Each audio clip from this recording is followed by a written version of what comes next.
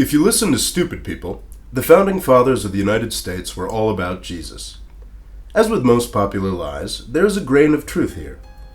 Many of them were probably more into their Christianity than most folks here in the 21st century. But their version of religion was a lot more sophisticated than that of the Michelle Bachmans and Mike Huckabees of this world. Their historical world was also much broader. When they sat down to set up this country's institutions, they weren't focused on the guy in the middle. They were focused on Rome.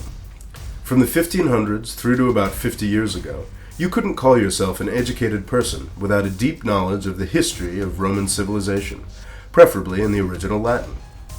The founders may have been Christian, but they were mostly inspired by pagan Romans. You can see this influence everywhere in our iconography. Everything from our taste for Latin phrases to our choice of national bird has Roman roots. Beyond the superficial stuff, the history of Rome gave the founders a great cautionary tale, one that was much more important to their thinking than the Bible was. Rome has appealed to centuries of lovers of freedom because it reached its greatest power and influence as a republic, not as a kingdom or an empire. For centuries it was ruled by elected citizen soldiers who defended their city and expanded its reach. Success eventually killed the Roman Republic.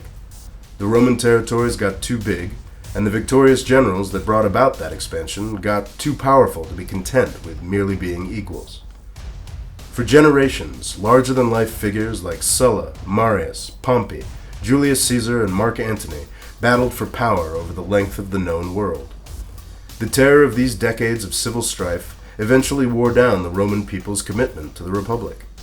We hear a lot about Julius Caesar because he was the adoptive father of Augustus, the guy who eventually won and set up the empire in 27 BC. The emperors managed to lead for 500 years in the west, and almost 1,500 in the east.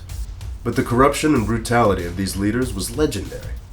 There is an 82-year period in the 2nd century known as the Five Good Emperors. This should indicate how rare decent emperors were. Some enjoy the peace that the early emperors created and see some glory in the empire. The founders, however, noticed 3 things about the switch from republic to empire. As a republic, the small Italian city-state of Rome managed to force the known world into a single administrative system in a few short centuries.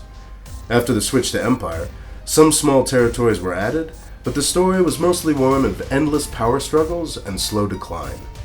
The empire couldn't change to save itself. Imperial overreach and too much land to govern caused the Roman transition to empire, and that empire's eventual fall. This is why the United States are divided up into individual state governments to this day, and why American statesmen used to be very suspicious of standing armies. They start with the weak and supposed enemies, but they ended up killing elites over and over and over again. Within 100 years of the founding of the Roman Empire, the families who had run the Republic for 500 years had all been murdered for their wealth. As elites themselves, the founding fathers would have been very interested in avoiding this result. The lessons of Rome were foremost in the minds of the founders and in the minds of their 19th century successors. These lessons have faded in the 20th and 21st centuries. In the coming weeks, we may spend some time looking at why that is. Thanks for watching. Please subscribe. How will the world speak my name in years to come? Will I be known as the philosopher, the warrior, the tyrant? Or will I be the emperor who gave Rome back her true self? There was once a dream that was Rome. You could only whisper it. Anything more than a whisper, and it would vanish. It was so fragile. And I fear that it will not survive the winter.